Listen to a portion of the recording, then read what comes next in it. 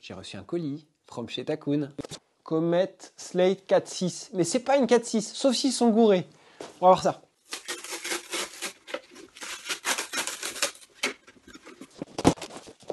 Je suis sûr qu'il n'y a pas des straps dedans. Ouais, c'est les blanches, c'est beau. Poussez, madame, poussez! C'est une 30 litres! Oh! Ça pèse que dalle. Il y a les straps avec, pack complet. Takun Slate en 4.3, le plus petit modèle de la gamme. Ça fait 30 litres pour 19 de large. Et c'est très léger au ressenti.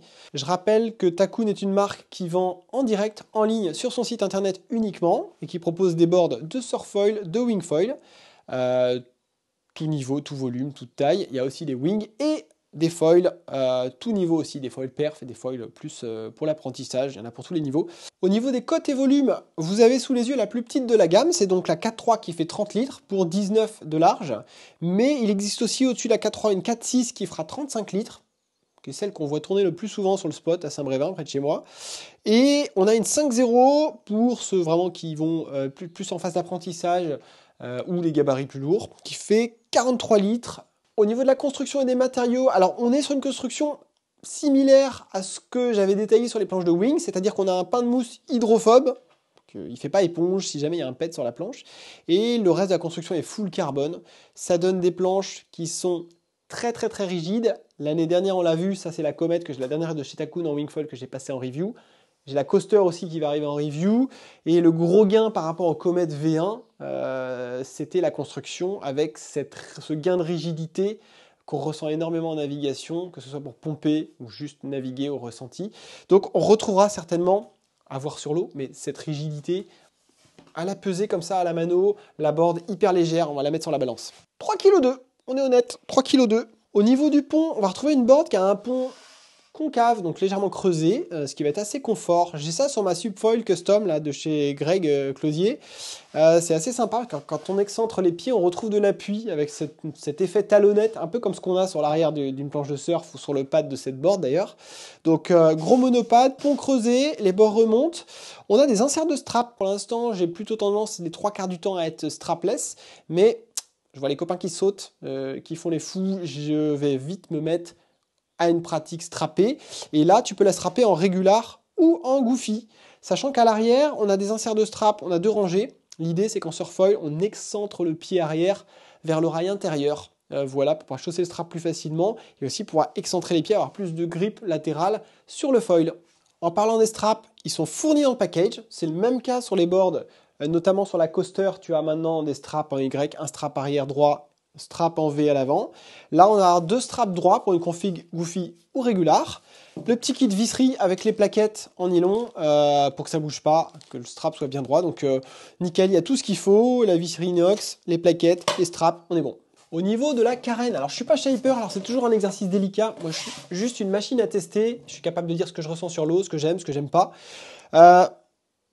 J'observe comme ça, un peu ce que j'observe chez beaucoup de fabricants de planches. On a un peu simplifié les choses. Un tail rond, assez simple. On a encore du concave, double concave, mais c'est quand même assez light. Il y a une belle zone de place sur l'arrière. Tu vois, c'est une planche qui est quand même assez tendue. L'idée étant d'avoir une bonne glisse à la rame au take-off, et on sait ô combien c'est important. Surtout pour partir dans des petites mousses. Des fois, des vagues qui n'ont pas beaucoup de pêche. Une fois qu'on est en l'air, c'est gagné, mais le tout, c'est de décoller. Et pour ça, il faut avoir de la glisse à la rame. Voilà en gros, pour ceux qui aiment bien voir les cotes en unité métrique, la planche fait 129 cm par 49 cm de large. On a ce petit kicktail mais léger, c'est pas abusé, il n'y a pas de grosses découpes, de choses farfelues. On est sur quelque chose d'assez simple, et j'aime bien la simplicité parce que souvent c'est efficace. Made in Portugal, c'est pas fait en Chine, hein. Il y a ce petit rendu custom, ce petit côté un peu irrégulier d'une board à l'autre, qui donne un petit côté unique à la board. Moi j'aime bien. À partir du moment où c'est clean et que la board est belle, bien finie, qu'il n'y a pas de gros bugs ou de trucs qui te choquent, Bah, moi, je trouve ça plutôt sympa, ce petit côté semi-custom, on va appeler ça comme ça. Voilà. Bon, j'ai tout dit sur la présentation de la board. Maintenant, on va aller naviguer. Allez, le test.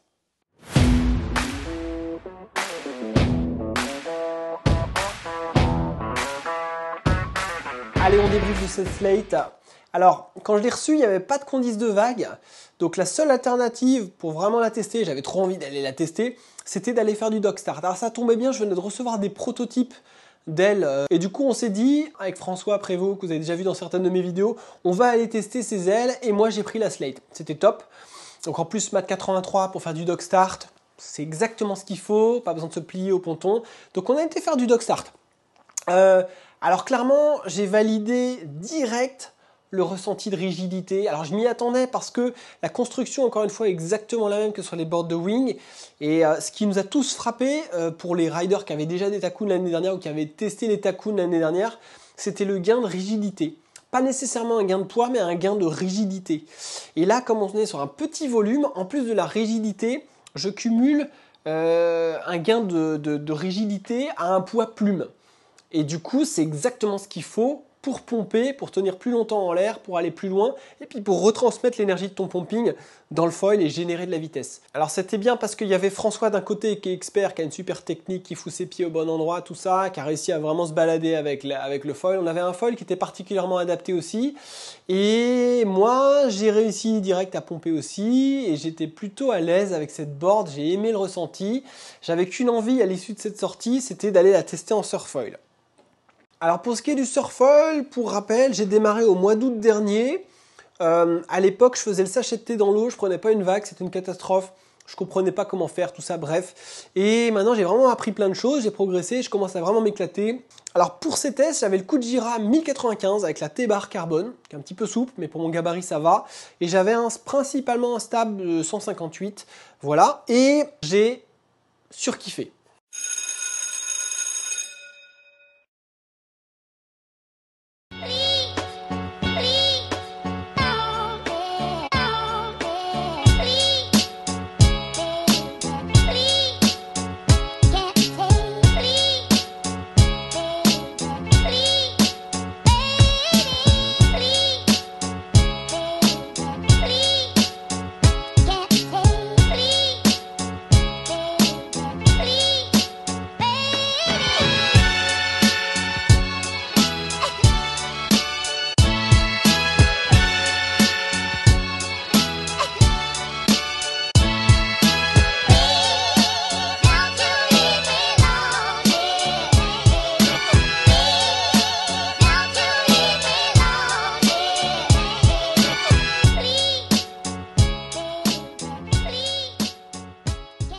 Alors pour ceux qui sont un petit peu dans le détail sur les calages d'assiettes, faut savoir que cette board, elle a exactement le même rake, le même calage nécessaire pour les foils que sur les boards de wing foil. C'est exactement la même angulation du box. Donc j'avais au départ un calage qui n'était pas celui que j'utilise habituellement sur les boards de wing et ma planche était un peu trop nose-up, trop pied avant. Donc j'ai réduit un peu l'angle de mon stab et j'ai reculé mon foil. J'ai une position qui est très reculée globalement sur cette board.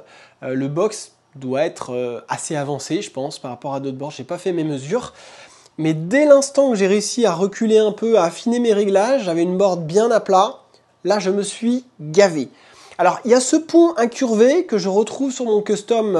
J'ai une board 52 là, de Downwind qui a le pont comme ça creusé, avec les bords qui remontent. Ça, je le dirai jamais assez, mais je trouve ça top parce que quand tu excentres tes pieds pour surfer, sous le talon, tu as de l'appui parce que le pont remonte, et sous l'avant de ton pied arrière, qui est souvent sur le rail intérieur, pareil, ça te fait comme une espèce de talonnette, qui pour le coup est pas sous les talons mais sous les orteils, et ça te donne encore plus d'appui pour carver et rétablir l'assiette de la planche. Ça, j'ai trouvé ça top. Ensuite, bon, il y a ça, mais il y a la rigidité.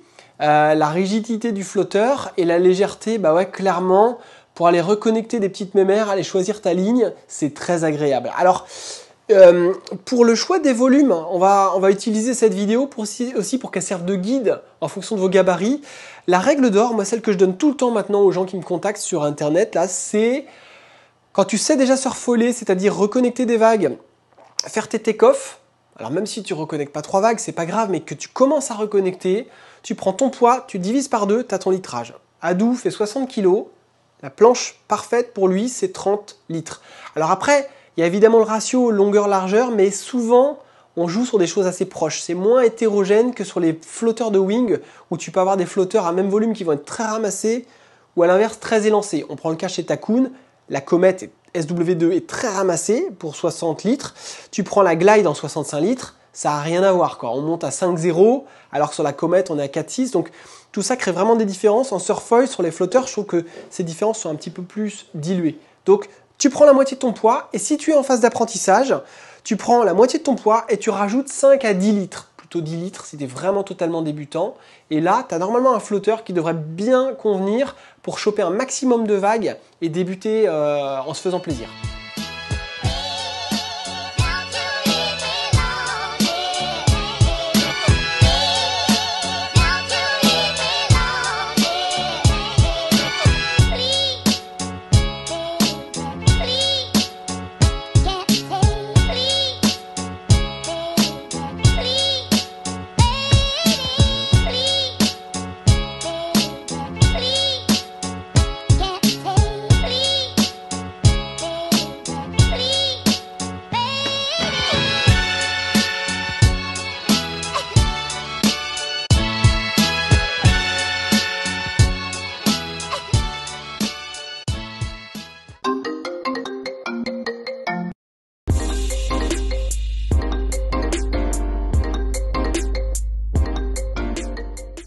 Alors j'ai également pu collecter le feedback de Florent. Florent qui navigue avec moi, c'est un copain en fait.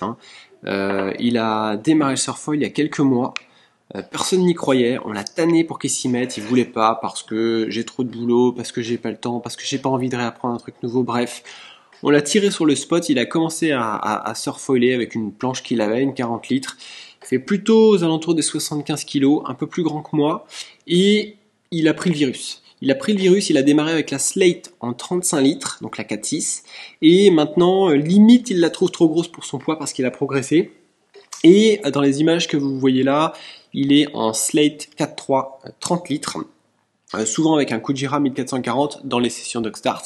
Il a une progression qui est surprenante en 2 mois, et il adore cette planche parce que lui aime la rigidité, il aime le confort du pont concave pour pomper, il aime le poids global de la board qui lui fait oublier un peu ce qu'il a sous les pieds, et il a énormément progressé avec en surfoil, et du moment où il est passé sur son ancienne planche, une planche un petit peu plus souple, à cette board, ce qui l'a frappé, c'était la rigidité de la planche.